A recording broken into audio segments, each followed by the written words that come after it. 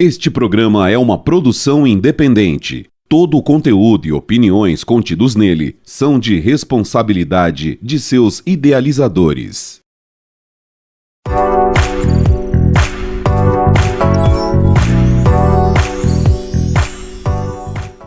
O programa Típicas de hoje vai trazer um tema que precisa muito ser falado. E hoje vamos ter uma convidada muito especial, uma pessoa que eu admiro muito, uma pessoa cheia de coragem, cheia de força e cheia de garra para enfrentar todas as suas necessidades do dia a dia. Vamos lá com a gente? Olá, pessoal! Estamos em outubro. Outubro laranja, o mês de conscientização do TDAH. Isso mesmo, TDAH faz parte da minha história, faz parte de mim. Não me define, mas faz parte da minha história. E eu gostaria muito de contar essa história para você, porque eu sei que você também pode ter na sua família, pode conhecer alguém, e a gente vai conversar um pouquinho sobre isso. Vamos lá? E a nossa convidada vem vindo aí. Vai ser um prazer contar a minha história para vocês. Ai, Deus. Só risada.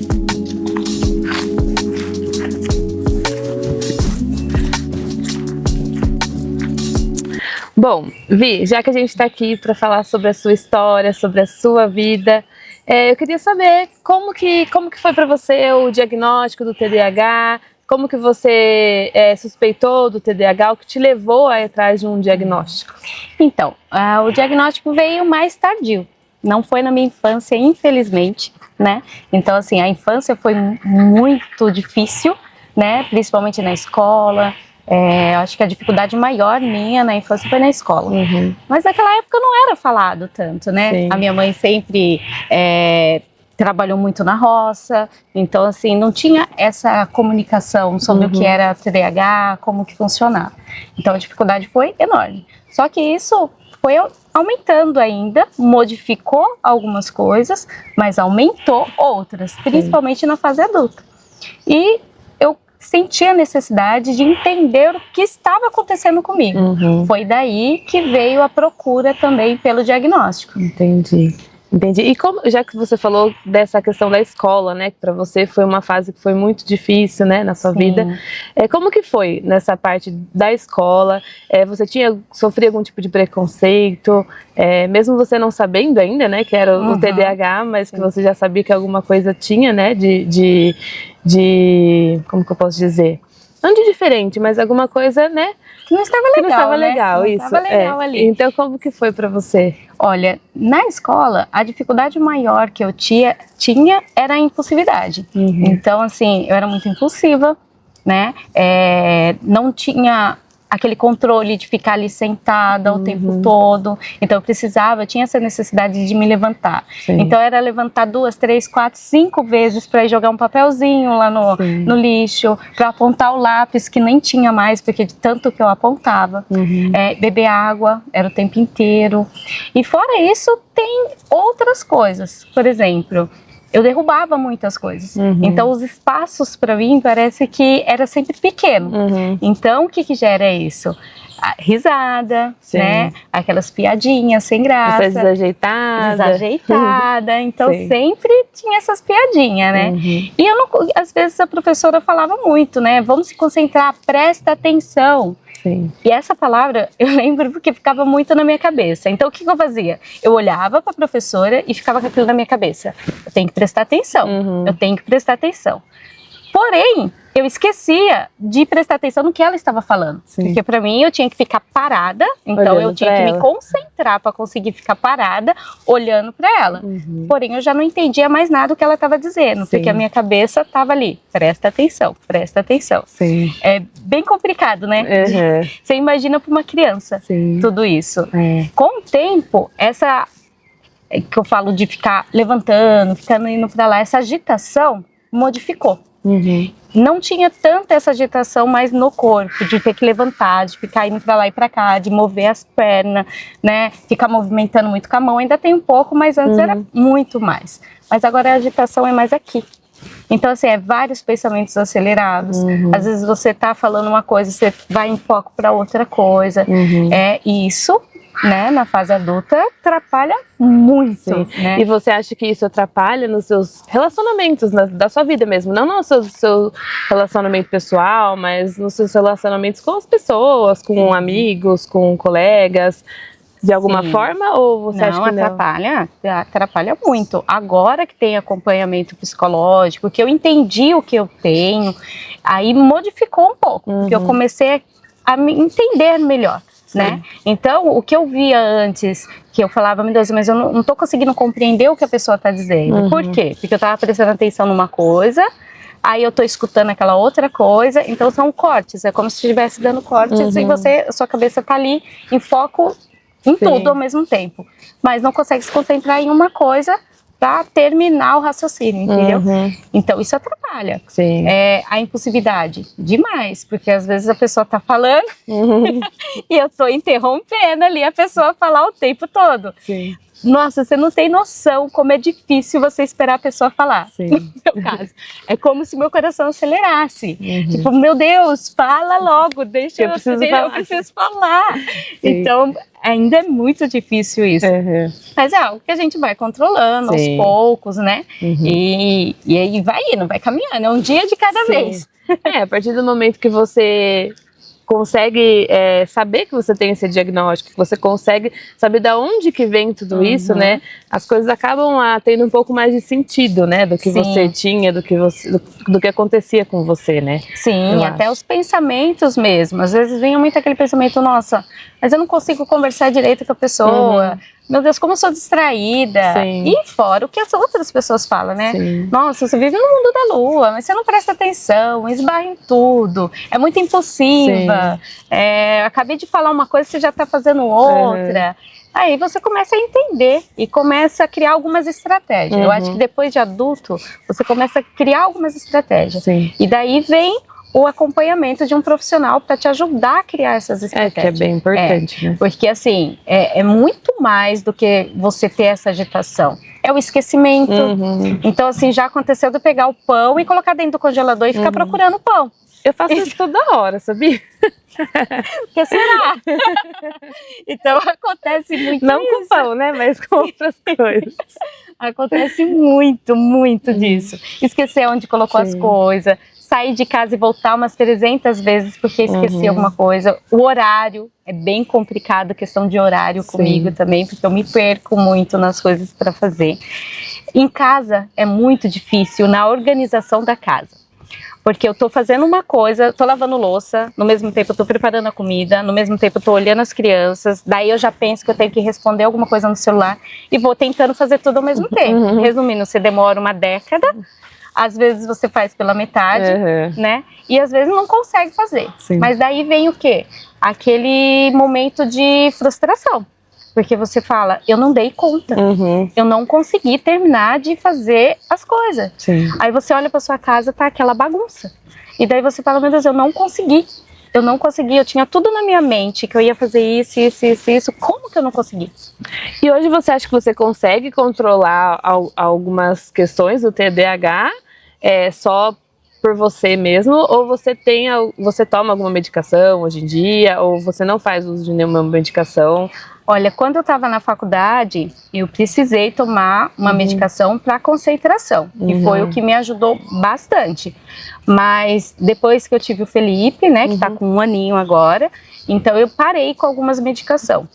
Mas eu sinto muita falta. Porque às vezes a gente vê bastante as pessoas tendo às vezes um preconceito em relação da medicação, mas a gente sabe que às vezes a medicação é pro bem, né? É necessário. É necessário. Você tendo um acompanhamento médico, você vendo que a situação assim tá complicada. Você mesmo com as técnicas, mesmo com o acompanhamento de um psicólogo, ainda não está sendo o suficiente, né? Você não está conseguindo ali. Então a medicação entra nesse ponto. Mas assim, o que é bom para mim não é bom para você. Com certeza. Então por isso que é muito bom a gente ter ali o acompanhamento de um profissional. Com certeza.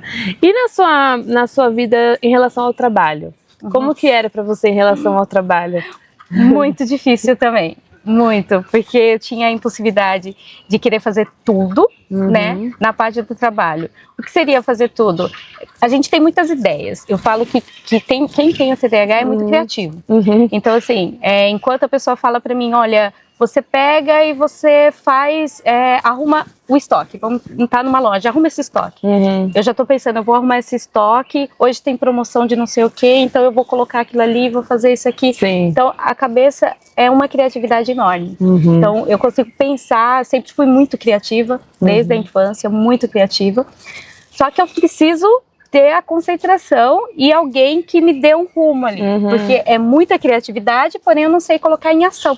Entendi. Eu preciso organizar isso para conseguir colocar em ação. Porque senão eu posso me atropelar. Eu mesmo fazendo várias coisas e cair naquela parte que eu te falei. De acabar fazendo tudo e não terminar nada. Sim, sim. Né? Então aí que está a importância novamente de você ter um profissional te orientando, né? E você se conhecer.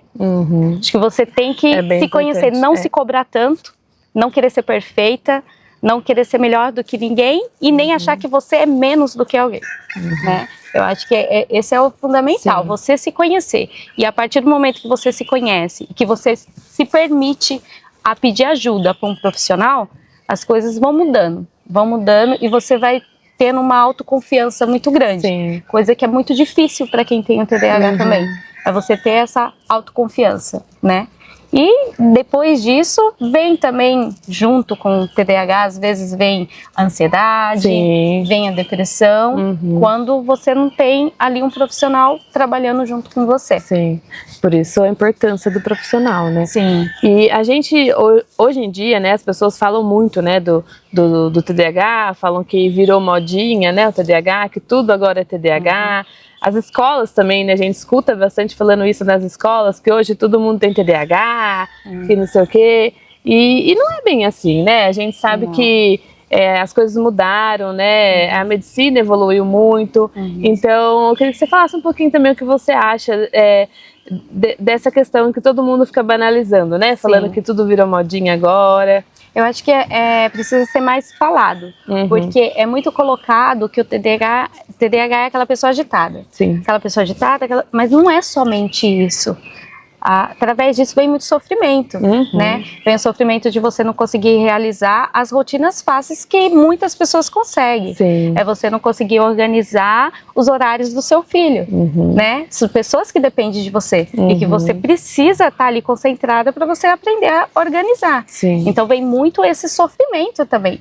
E a cobrança de outras pessoas falando que você precisa fazer isso, fazer aquilo, e você quer fazer. Sim. Mas o porém é que você não consegue. E nem sempre você está agitada e disposta. Tem vezes que vem eu não falo que é uma depressão, mas eu me sinto assim, exausta em alguns momentos. É como se viesse uma canseira, não somente física, mas mental também. Sim. E nesses dias que eu tô assim, eu não consigo fazer nada. Eu não sou produtiva, sabe? Por mais que eu tente, por mais que eu queira, é uma exaustão enorme. Sim. Então, às vezes, até nesse momento, é o que eu penso, das pessoas falar, né, que realmente é só eu tô ali com TDAH, não, toda a gente fala, né, não, mas eu tenho TDAH. Sim. É porque eu esqueci tal coisa. Não é só isso, é muito mais. Exatamente. Né? São pessoas que sofrem realmente. Então, é o momento da gente falar mais sobre isso, entender realmente o que é e ir atrás, né? Ir atrás. Isso mesmo. Pessoal, a gente vai sair para um intervalinho agora e daqui a pouco a gente está de volta, não saiam daí.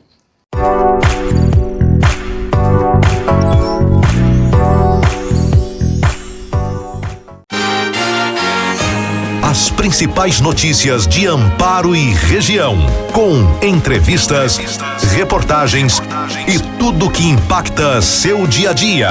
Conexão Amparo, todo domingo às 8 da noite na TV Amparo. A promoção fez tanto sucesso que agora ela vai continuar em primavera. E para participar é muito fácil e divertido. Você tem que comprar sua telecena, pode ser física ou digital. Ao se cadastrar, você recebe uma hashtag exclusiva para postar um vídeo top no seu Instagram, contando porque você merece embarcar comigo nesse naviozão. Capricha, viu? Que eu tô de olho e eu quero ver geral usando a criatividade. Bora embarcar comigo! Já pensou comprar shimeji, shiitake, champignon de Paris ou portobello direto do produtor? Aqui na Cogumelo Rei você pode e ainda recebe na porta da sua casa e a entrega é grátis. Peça já pelo zap 019 99696 3512 ou pelo nosso Instagram.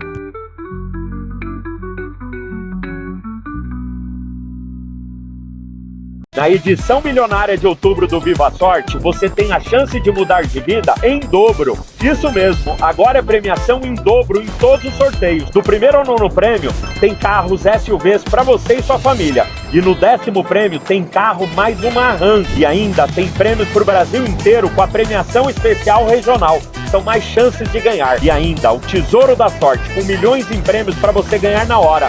Compre o seu Viva Sorte Mais e acumule pontos agora.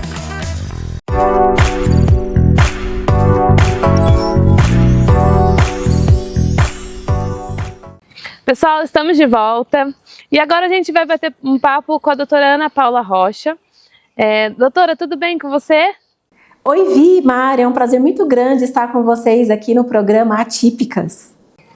Vivi, você gostaria de estar fazendo alguma pergunta para a doutora? Gostaria. Oi, doutora, tudo bem com você? Doutora, eu gostaria de saber a respeito dessa agitação que quem tem o TDAH tem e, no mesmo tempo, essa exaustão. O porquê que tem esses duas coisas tão diferentes e, no mesmo tempo, que essa pessoa consegue ter em um dia essa vontade de fazer tudo, essa euforia, e no outro dia não consegue, às vezes, nem sequer fazer o básico. Por que que acontece isso no TDAH? Oi, vamos lá. Geralmente o TDAH ele é uma disfunção neurobiológica. Isso acontece porque os neurotransmissores, eu não vou falar muito tecnicamente, mas alguma coisa eu tenho que falar, responsáveis pelo foco e pela atividade, atenção, eles ficam prejudicados. O que acontece com isso? Muito provavelmente tem 3 tipos aí. Ele pode atingir vocês de 3 maneiras. O predominantemente ativo, o predominantemente exausto e sem foco, ou ambos. Muito provavelmente você deve estar falando de alguém que tem ambos. Então, num dia, as suas janelinhas todas estão abertas, você está hiperativa, você está com muito neurotransmissor desregulado de fazer coisas. E no outro, você tende a ficar exausto. Por quê? Porque todo esse exercício mental, ele cansa muito. Então é por conta desses neurotransmissores que ficam um pouco confusos que você sente essas duas coisas. Doutora, eu gostaria de saber também quais são os principais sinais, né, do TDAH nas crianças, nos adolescentes e nos adultos, né? Como que ele se manifesta, né? Você poderia falar um pouquinho pra gente? Sim, geralmente o TDAH adulto, ele deve ser um diagnóstico tardio. Então a pessoa já deve ter desde criança, desde a infância, mas não foi diagnosticado. E nas crianças e nos adultos, como é que acomete? Uma falta de foco para fazer alguma coisa, ou você quer ter várias iniciativas de iniciar várias atividades ao mesmo tempo, mas não consegue. A atenção fica prejudicada, então você não consegue ficar prestando atenção. Por exemplo, a criança, ela vai ter muita dificuldade de prestar atenção na aula, de ficar atenta a uma leitura, a um tipo de atividade do começo ao fim. Ela desfoca muito rápido e ela quer fazer 1000 coisas ao mesmo tempo. Isso acontece na criança. No adulto, ele vai sentir um cansaço, uma exaustão por conta de ele colocar muita energia para conseguir se concentrar em alguma atividade. E muitas vezes ele pode ser confuso, sabe? Numa fala confusa, de querer falar várias coisas, de vários assuntos muito divergentes ao mesmo tempo. Isso também pode ser um sintoma. Mas sempre é bom procurar uma ajuda aí profissional para garantir que é de fato o TDAH, porque muitas vezes pode ser confundido com ansiedade. Doutora, eu gostaria de saber o tratamento adequado para o TDAH. E se o tratamento infantil é o mesmo dos adultos, dos adolescentes? Como que funciona? O tratamento que a gente fala que é buscar uma autorregulação. Como que você consegue fazer uma autorregulação? Nos adultos. Nos adultos você pode praticar atividade física regular, que os estudos mostram uma melhora significativa nos sintomas quando você pratica, porque você faz uma regulagem dos neurotransmissores que eu acabei de falar lá no começo. Você ter uma alimentação saudável que também remeta ao funcionamento desses neurotransmissores, então comer mais saudável, comer menos industrializado, isso também vale para as crianças. E a condição também de procurar uma terapia cognitivo-comportamental. Dentro da psicologia, há uma vasta... é amplo, né, as escolas, mas a terapia cognitivo-comportamental, ela é uma das que mais favorecem aos pacientes de TDAH. Então, ela estimula, tem exercícios, tem atividades que tanto para criança quanto para adulto evolui e regula, faz aprender a que a pessoa tenha uma autorregulação. Então, buscar uma ajuda de terapia cognitivo-comportamental vai ajudar muito, junto com a atividade física e junto com uma alimentação saudável. Eu gostaria de saber, doutora, se o ambiente familiar ou o ambiente escolar, né, ele pode agravar de alguma forma, né, os sintomas do TDAH. Olha, o ambiente, ele pode ser, a gente pode dizer que o ambiente ele pode ser mais favorável ou desfavorável. Favorável em que sentido?